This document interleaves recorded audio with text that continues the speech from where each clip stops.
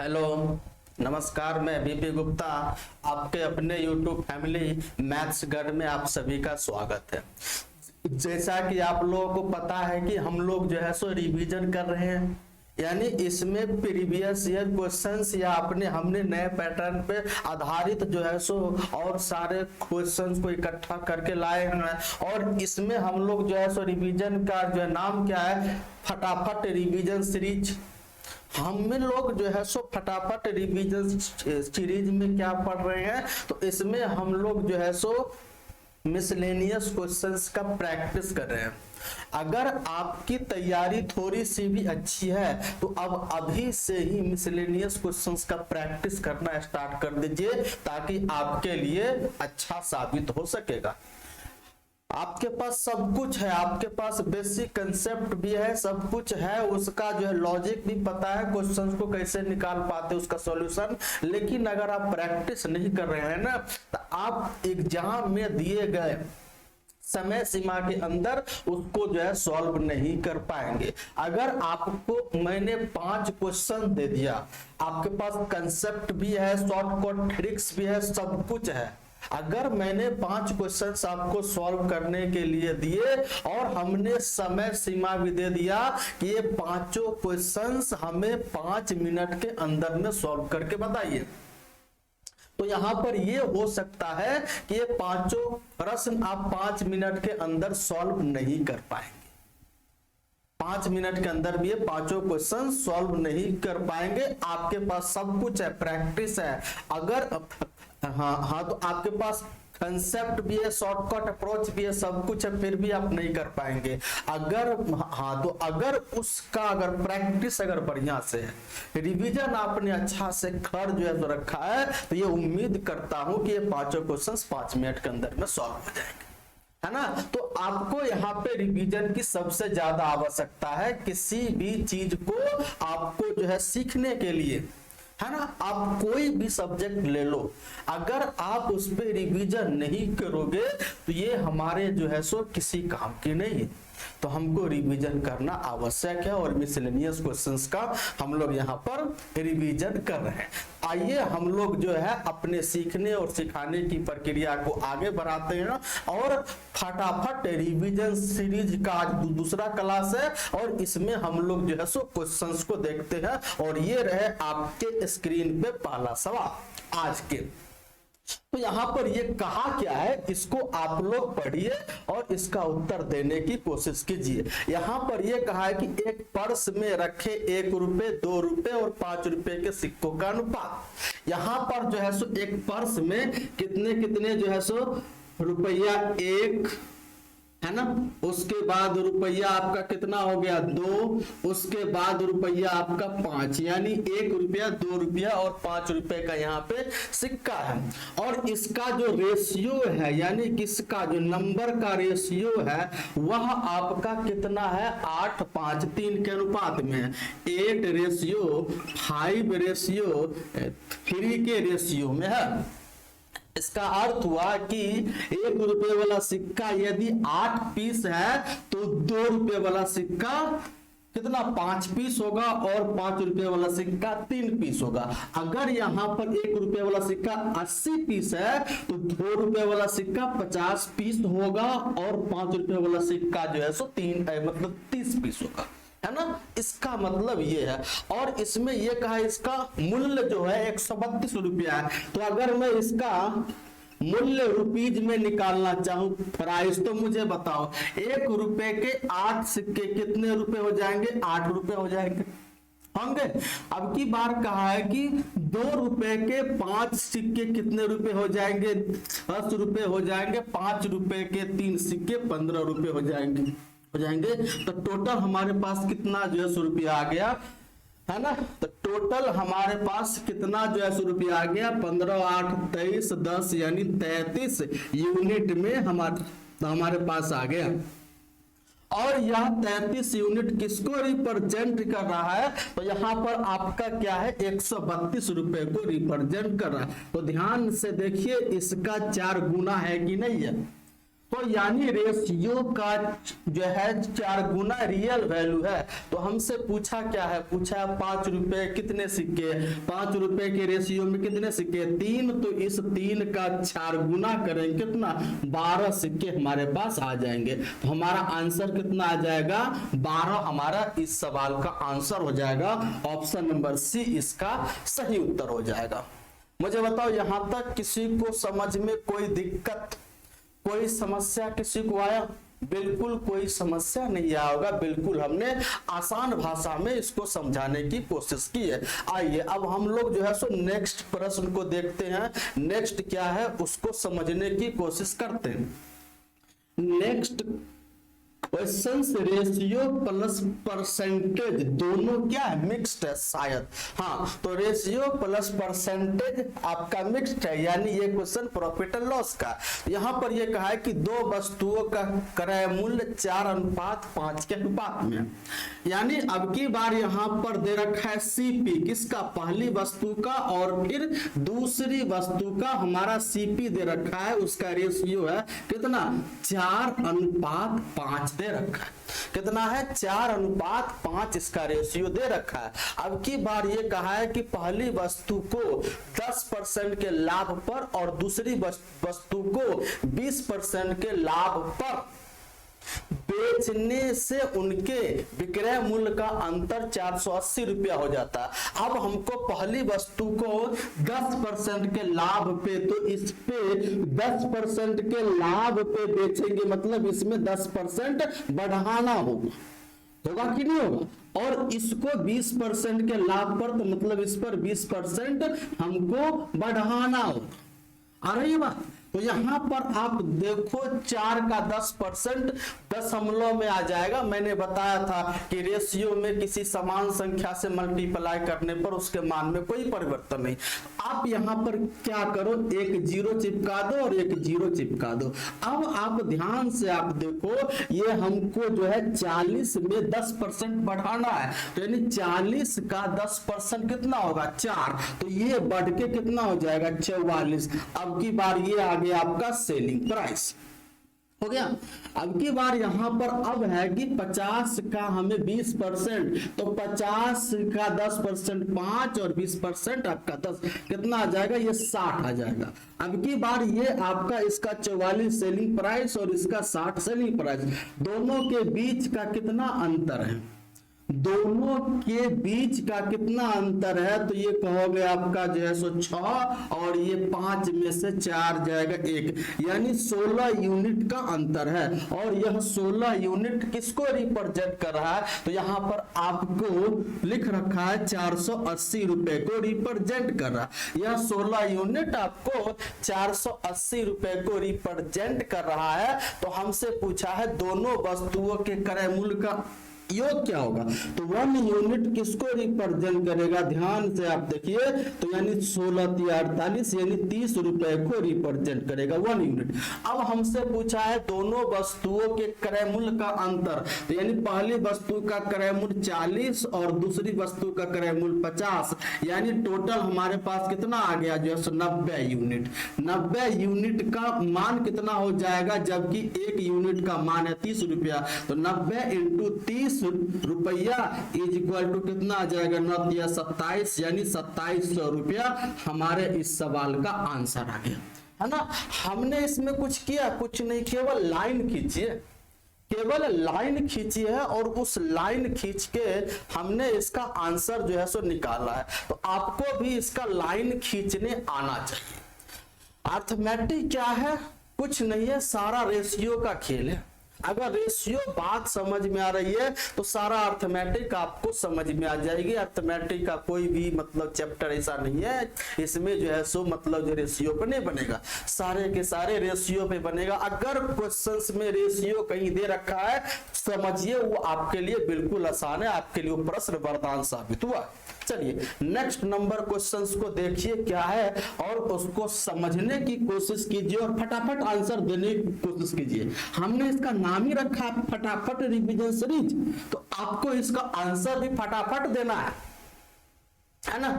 आपको इसका आंसर फटाफट देना है। हमने आपके सामने क्वेश्चंस दे दिए। 8 वर्ष पहले यानी 8 years ago the ratio of ages of A and B was 5:4, यानी 8 वर्ष पहले ए और बी के आयु का अनुपात 5:4 था।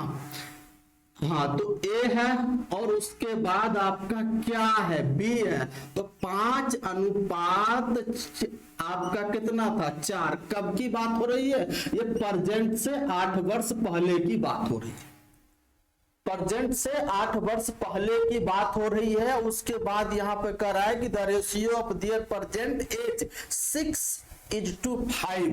अब की बार 6:5 है उसका प्रेजेंट। तो हमें ये बताओ यहां से यहां कितना साल ज्यादा है, तो आप कहोगे सर ये 8 साल ज्यादा है। ये 8 साल पहले की बात हो रही है और 8 साल और प्रेजेंट की बात हुई, तो 8 साल पहले से प्रेजेंट कितना साल आपका होगा ज्यादा, तो 8 साल ज्यादा, रियल में 8 साल। लेकिन रेशियो में आप ध्यान से देखो, ये 1 और ये भी आपका 1 ज्यादा है। तो यह जो 1 यूनिट जो है किसको रिप्रेजेंट कर रहा है, 8 साल को रिप्रेजेंट कर रहा है।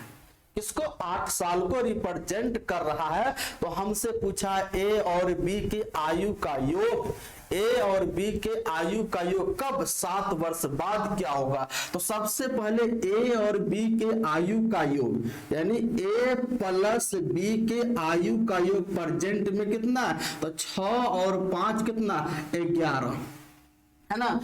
11 आपका यूनिट है प्रेजेंट में, 11 × 8 ये हो गया प्रेजेंट एज। अब दोनों को 7 वर्ष बाद निकालना है, तो 7 वर्ष बाद क्या होगा, तो यानी इसमें भी 7 वर्ष की वृद्धि होगी और इसमें भी, दोनों में 7 14 वर्ष जोड़ दो, यानी 88 में अगर 14 जोड़ोगे तो 8 4 12 9 1 10, यानी 7 साल बाद दोनों का जो आपका जो है ए और बी के उम्रों का जो योगफल होगा वह 102 वर्ष होगा। यानी ऑप्शन नंबर डी आपके इस सवाल का आंसर आ गया। हमने इसको बिल्कुल आराम से समझाने की कोशिश की है। बिल्कुल हम धीरे धीरे क्वेश्चंस को ले चल रहे हैं और यानी धीरे धीरे हम लोग जो समझने की कोशिश कर रहे हैं, है ना। आपको ये बात समझ में आ गई होगी, अगर नहीं आई होगी तो एक बार थोड़ा सा बैक करके पीछे से देख लीजिएगा। यही है ऑनलाइन होने का फायदा।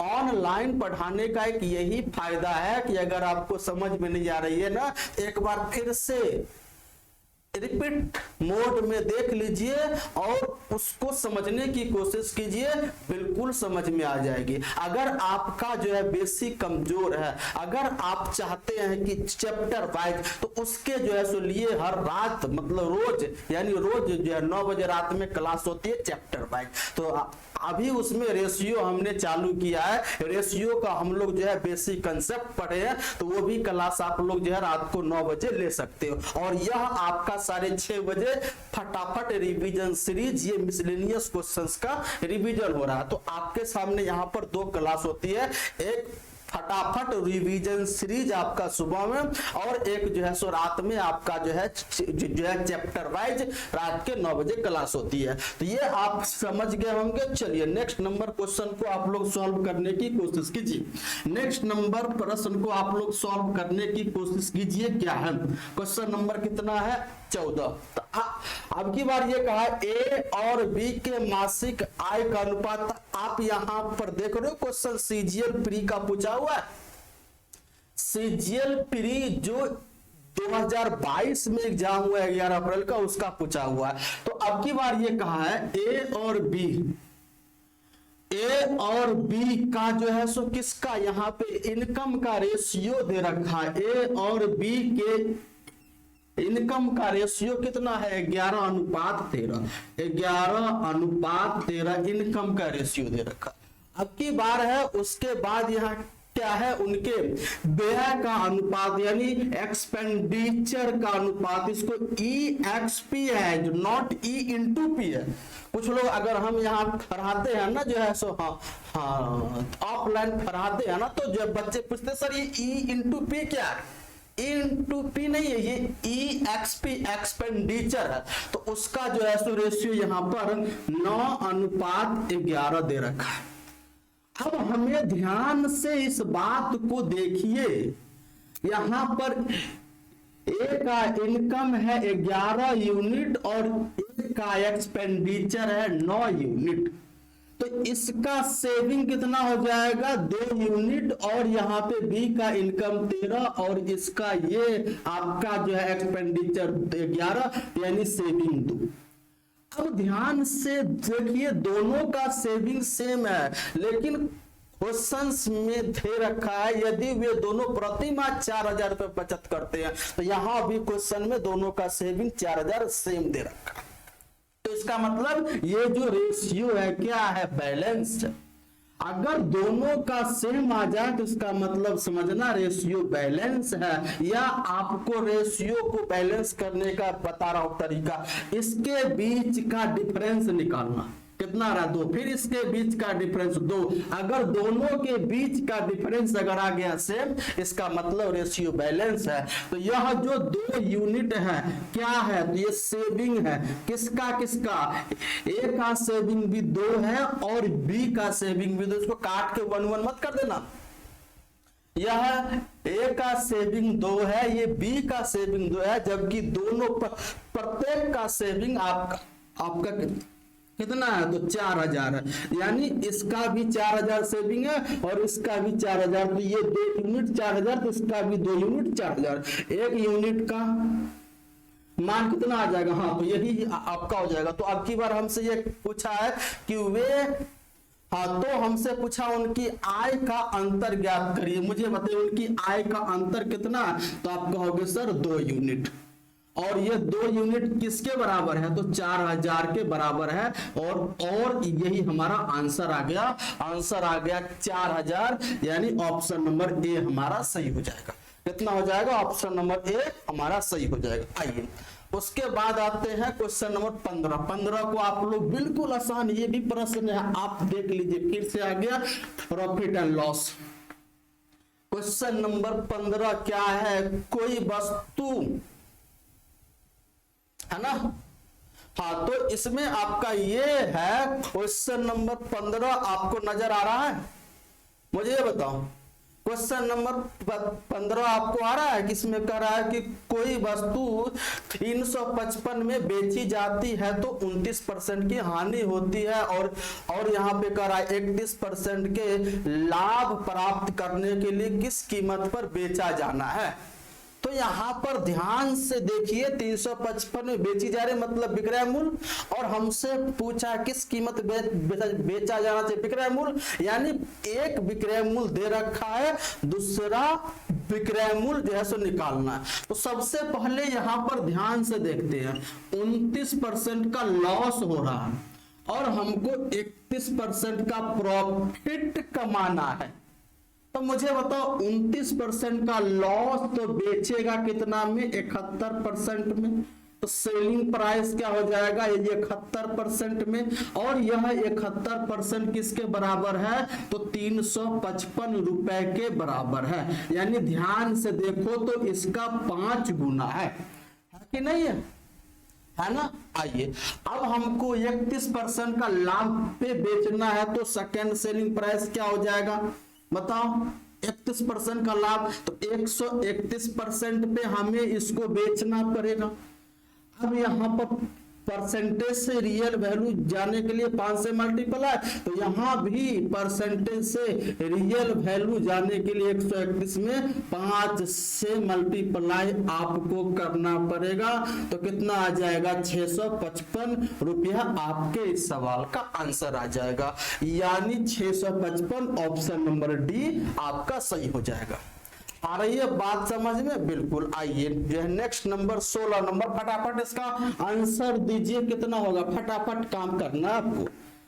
16 नंबर का आंसर कितना होगा मुझे बताइए, कमेंट करके बताइए कितना आंसर होगा। कह रहा है कि इसमें कह रहा है कि 6000 रुपए की धनराशि के लिए 5 5% वार्षिक ब्याज दर पर 2 वर्ष में प्राप्त साधारण ब्याज और वार्षिक रूप से चक्रवृद्धि होने वाले चक्रवृद्धि ब्याज का अंतर। यानी कि मूलधन दे रखा है 6,000 रुपया, रेट आपका है 5% पर एनम और समय दे रखा है 2 साल और आपसे पूछा है CI माइनस SI क्या होगा। और आपको एक चीज याद जो है रखनी, अगर रेट परसेंट आर हो तो 2 साल के जो है सो लिए CI होता है वह 2R प्लस R² बाय 100% होता है। और ये 2 साल के लिए CI माइनस SI जो होता है यह 2R हट जाएगा, ये होता है R² बाय 100%। तो यहां से मुझे बताइए 5% रेट से 2 साल का CI माइनस SI, तो यानी 5 का स्क्वायर अपॉन 100% होगा। होगा कि नहीं होगा? इस बात को आप लोग जो है सो लिख लीजिएगा कहीं पे, ये चीज ऐसा होता है ना। तो अब हम इसको मिटाते हैं, तो हमें ये जो है सो बताओ ये कितना आ जाएगा, मुझे बताओ ये कितना आ जाएगा। ये 0.25% आएगा, है ना। क्योंकि हमें जो है सो ये CI माइनस SI उस मूलधन का 0.25% होगा। तो required answer CI minus SI, ये तो परसेंट में है, रियल में कितना आ जाएगा, तो 6,000 का 0.25% आपका आ जाएगा। परसेंट का मतलब नीचे में बट्टा में 100। अब ये 100 से 100 डबल 0 कटेगा और ये आपका हो गया 1/4, तो ये आपका 60 का 1/4 15 रुपया आपके सवाल का आंसर। कितना आ गया इस सवाल का आंसर? 15 रुपया। आई होप आप लोग इस बात को समझ गए होंगे, बिल्कुल आसान था क्वेश्चन, है ना। 2 साल का CI और SI का डिफरेंस आपसे पूछा। अगर रेट अगर इंटीजर में हो तो यही आप लोग जो है सो लगाइएगा। 2 साल का CI होता है 2R प्लस R² बाय 100 और CI माइनस SI आपका होता है R² बटा 100%। अगर रेट इंटीजर में हो तब, और आपको ज्यादातर रेट इंटीजर में ही मिलने वाले हैं, है ना। आई होप हमारी बात को समझ गए होंगे। चलिए क्वेश्चन नंबर 17। क्वेश्चन नंबर 17 क्या है, फटाफट आप लोग आंसर दीजिए, फटाफट आंसर दीजिए। ये भी आपका सेम क्वेश्चन है, सेम, ये चक्रवृद्धि ब्याज पर है, सेम क्वेश्चन है चक्रवृद्धि ब्याज पर। अब की बार ये कहा है कि एक धनराशि वार्षिक रूप से चक्रवृद्धि होने वाले चक्रवृद्धि ब्याज पर 4 साल के बाद आपका 11,880, यानी अगर कोई मूलधन है यहां से 4 साल के बाद कोई धनराशि यानी P धनराशि 11,880 रुपया हो जाता है, और उसके बाद यहां से 6 साल के बाद दिख रहा होगा, यहां से आपको 6 साल के बाद कितना, 6 साल के बाद वह आपका कितना हो जा रहा है, तो 17,820, यानी 17,820।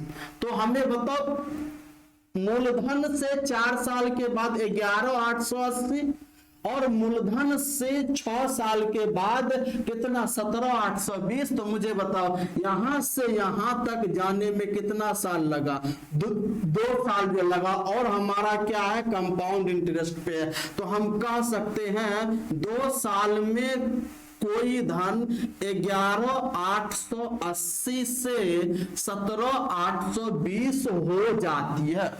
2 साल में कोई धन 11,880 से 17,820 हो जाती है। तो इसको काटोगे 0 से 0 और ये कटेगा आपका हो जाएगा 2 और ये कटेगा आपका हो जाएगा 3, है ना, कटेगा। तो हमारा यहाँ पर 2 साल में कितना हो गया, 2 से 3 हो गया। प्रत्येक 2 साल में 2 से 3, तो अगर मैं बोलूं 4 साल में क्या होगा, तो इसका दुगुना हुआ है तो पावर 2 कर देना, तो यानी 2 का स्क्वायर और ये आपका हो जाएगा कितना, ये आपका 3 का स्क्वायर, तो यानी 4 से 9 हो जाएगा, है ना। तो यहाँ पर ध्यान से देखिए 4 साल में अगर कोई 1 अगर मूलधन हो तो 4 साल के बाद ये 9/4 हो जाएगी। तो यहां से ध्यान से देखिए, अगर मूलधन हमारा P है तो 4 साल के बाद इसका 9/4 होके 11,880 के बराबर हो गया। तो ये आपका जो है सो 9 से कटेगा तो 9 एकम 9 और ये 2, ये आपका कितना हो जाएगा जो है सो 9 तिया 27, 9 दूना 18 यानी 1320। तो हमारा मूलधन कितना आ गया, यहाँ पे आ गया 13 चौका 52 यानी 5280 रुपया हमारा मूलधन आ गया। 5280 रुपया हमारा क्या आ गया, मूलधन आ गया। लेकिन हमसे ये पूछा क्या है, उस धनराशि का आधा भाग पूछा है। What is the half of the sum. तो इसका आधा भाग यानी रिक्वायर्ड उत्तर कितना हो जाएगा, 5280 का आधा बट्टा 2 यानी 5280 का आधा। यहाँ पे नजर जो है सुन नहीं आ रहा है, तो इसका आधा कितना हो जाएगा, 5280 का आधा आपका कितना हो जाएगा, 2640 रुपया। आपके इस सवाल का आंसर कितना, 2640 यानी ऑप्शन नंबर सी इसका राइट आंसर होगा। आ रही है बात, एकदम सिंपल सा फंडा, सिंपल सा क्वेश्चन से कुछ नहीं है। इस बात को समझ गए, चलिए आगे बढ़ते हैं। क्वेश्चन नंबर 18 जो नंबर क्वेश्चंस को ध्यान से पढ़िए। ये जो है सो टाइम एंड वर्क का, ये क्वेश्चन आपका जो है सो टाइम एंड वर्क का है। क्या होगा, आप इसका आंसर मुझे बताइए, कितना आंसर आप लोग दोगे। 18 नंबर प्रश्न का कितना आंसर आप लोग दोगे, बताओ जल्दी, बताओ स्पीड में। यह कह रहा ए एक काम को 16 दिनों में और बी उसको 12 दिनों, यानी ए एक काम को 16 दिन में, बी 12 दिन में। ये रहा उसका समय, तो इसकी क्षमता क्या होगा, इसका एलसीएम 48, तो ये हो जाएगा 3 और उसके बाद ये हो जाएगा 4। तो यहां से मुझे बताओ टोटल वर्क कितना हो गया, तो यानी 12 चौक 48 या 16 तिया 48 यूनिट इसका टोटल वर्क हो गया। अब की बार यहां पर क्या कहा है, अब कह रहा है कि उन्होंने 4 दिनों तक साथ मिलकर काम किया। इसका मतलब ये भी 4 दिन काम किया, ये भी 4 दिन काम किया, दोनों किस मतलब क्षमता से, 3 की और ये 4 यानी 4 3 7 की क्षमता से, ये दोनों यानी 4 3 7 की क्षमता से 4 दिन काम किया। इसका मतलब 28 यूनिट काम हो गए। 28 यूनिट काम होने के बाद कितना बचा, 20 यूनिट हो गया। आ रही है बात। अब हमको 20 यूनिट को काम किससे करवाना है। अब यहां पर करा 4 दिनों तक साथ मिलकर काम किया और ए चला गया। अब जो शेष कार्य कितना, 20। अब ये 20 यूनिट को बी ने अकेले समाप्त किया। तो मुझे बताओ इस 20 कार्य को बी किस क्षमता से, 4 की क्षमता से बी करेगा, तो कितना जो है सो लेगा, 5 दिन लेगा। और हमसे पूछा है कि बी उस कार्य को कितना दिन किया, तो ये स्टार्टिंग में 4 दिन उसने काम किया, फिर यहां पर 5 दिन, तो यानी टोटल आपका जो है सो 9 दिन में, यानी 9 दिन तक बी कार्य किया। अगर पूछेगा ए कितना दिन तक कार्य किया, तो ए आपका जो है सो 4 दिन कार्य करके निकल गया। तो आंसर कितना आ जाएगा इसका, डी आंसर हो जाएगा आपके सवाल का। आइए हो गया। चलिए 19 नंबर क्वेश्चंस को देखते हैं। 19 नंबर प्रश्न क्या है, ध्यान से देखिएगा, बिल्कुल आसान है। 19 आपका बिल्कुल आसान है, अगर सोचो तो बच्चों वाली प्रश्न है। बच्चों वाली 19 आपका यहाँ पर क्या कह रहा है कि 2 संख्याओं के लघुत्तम समापवर्त और महत्तम समापवर्तक का योग और उनके बीच का अंतर 512। अब यहाँ पर देखो एलसीएम प्लस एचसीएफ दे रखा है 512 और फिर इसका अंतर एलसीएम माइनस एचसीएफ कितना है, 496। अब इन दोनों को जोड़ोगे तो एलसीएम कितना आ जाएगा, इन दोनों को जोड़ोगे ये 8 और ये 9 1 10 और ये 1008, इसको 2 से भाग दो, कितना आ जाएगा, ये 504 एलसीएम आ गया। अगर एलसीएम 504 आ गया तो एलसीएम 504 में कितना जोड़ोगे कि 512 यानी 8 आ जाएगा। अब हमारे पास यहाँ पर क्या है कि पहली संख्या दे रखा है 72, है ना। तो आपको पता है कि दूसरी संख्या होता क्या है, पहली संख्या गुणे दूसरी संख्या, एलसीएम गुणे एचसीएफ, और पता है यहाँ पर होगा पहली संख्या और अगर दूसरी निकालना है तो इंटू पहली संख्या। तो हमें बताओ एलसीएम कितना, 504 इंटू 8 और पहली संख्या 72, ये 8 से काटेंगे, ये आपका जो है 9 और ये आपका जो है 9 से कटेगा, तो यानी 9 पच्चे 45, तो 9 पच्चे 45 और ये जो है 9 6 54, यानी दूसरी संख्या आपका कितना निकल के आ गया, 56 जो है सो निकल के आ गया। दूसरी संख्या आपका 56, ऑप्शन नंबर डी आपका इस सवाल का सही उत्तर होगा। कितना होगा, डी। आ रही है बात। चलिए 20 नंबर क्वेश्चंस को आप लोग सॉल्व करने की कोशिश कीजिए। 20 नंबर क्वेश्चन को आप लोग सॉल्व करने की कोशिश कीजिए। क्या होगा 20 नंबर प्रश्न, इसमें करा एक घनाभ की लंबाई चौड़ाई और ऊंचाई का योगफल 18 है, यानी लंबाई प्लस चौड़ाई प्लस ऊंचाई का जो योगफल है वह 18 दे रखा और इसका विकर्ण, तो मुझे बताओ घनाभ के विकर्ण होता क्या, ये पहले बताऊं। घनाभ के विकर्ण होता क्या, ये होता under root L square plus B square plus H square is equal to कितना दे रखा है, 13। तो मुझे बताओ यहां से L square plus B square plus H square equal to इधर का हमें स्क्वायर करना होगा तो 169 हो जाएगा। और आपसे पूछा है घनाभ का कुल पृष्ठीय क्षेत्रफल क्या होता है, तो ये होता है 2 into L into B plus यानी B into H plus L into H, ये आपका होता है कुल पृष्ठीय क्षेत्रफल। तो हमें जो है सो निकालना क्या है, निकालना हमें है 2 इंटू एल बी प्लस आपका जो है so B H plus L H आपको निकालना है, क्या होगा यही आपको निकालना है। तो हमें बताओ ये और ये देख रहे हैं किसी फॉर्मूला में आ रहा है, किसके फॉर्मूला में आ रहा है, तो आपको पता है L plus B plus H यानी ए बी सी का होल स्क्वायर क्या होता है, तो आप कहोगे सर एल स्क्वायर हो जाएगा, बी स्क्वायर हो जाएगा और उसके बाद जो है सो एच का स्क्वायर हो जाएगा और plus 2 into L B plus B H plus H, हाँ प्लस एल एच हो जाएगा। तो हमें तो इसी का तो मान तो निकालना, यही तो होता है घनाभ का कुल पृष्ठीय क्षेत्रफल।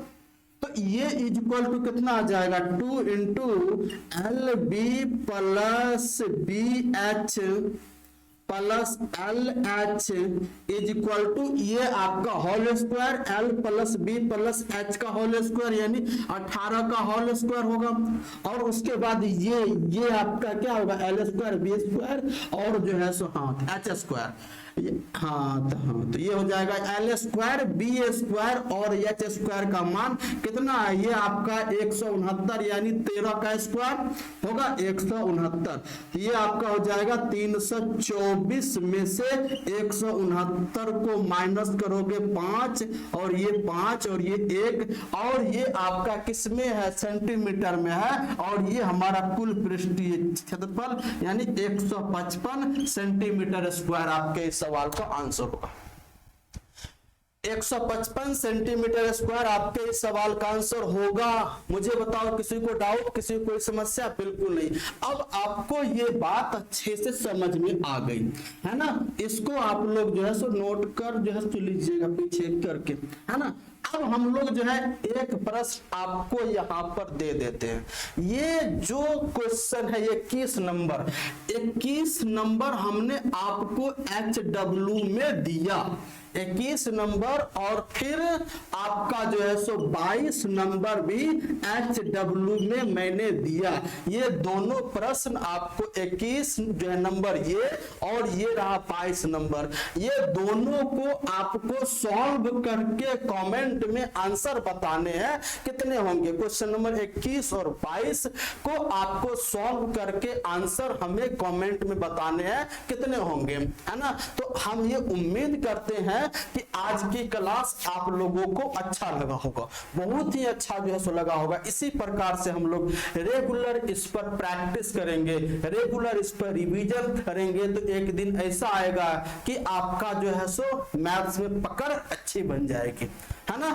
तो आई होप आप लोग यहाँ तक इस बात को समझ पाए हैं। तो चलिए अच्छी बात है, अब हम लोग मिलते हैं किसी और उससे पहले अपने दोस्तों को बताइए यहाँ पर जो है सो मैथ्स का रिवीजन हो रहा और सारे के सारे क्वेश्चन आप यहाँ पर देख रहे हैं, प्रीवियस ईयर का ले रहा हूँ, है ना। प्रीवियस ईयर का जो मुझे जो लग रहा है कि नहीं ये क्वेश्चन अगले एग्जाम में आ सकता है, तो वो हम जो है सेलेक्ट करके हमने इतने साल का एक्सपीरियंस को हमने आपके सामने शेयर कर रहा हूं। तो अगर आप कंटिन्यूस मतलब जो है फटाफट रिवीजन सीरीज अगर जो है सो ले रहे हैं ना, तो आपको ये पक्का है कि एग्जाम में बहुत ही मददगार साबित होगा, है ना। तो आइए उससे पहले आप लोगों हम लोग जो है एक इसको ये करते हैं, शपथ जो लेते हैं कि इसको हम लोग लाइक करेंगे, शेयर करेंगे और सब्सक्राइब करेंगे, और साथ ही साथ अपने दोस्तों को जो है सो बताइएगा यहाँ पर जो है सो रिवीजन सीरीज, और साथ ही साथ रात को 9 बजे आपका क्लास चलती है। तो आइए हम लोग मिलते हैं जो है सो नेक्स्ट क्लास में, तब तक के लिए जय हिंद।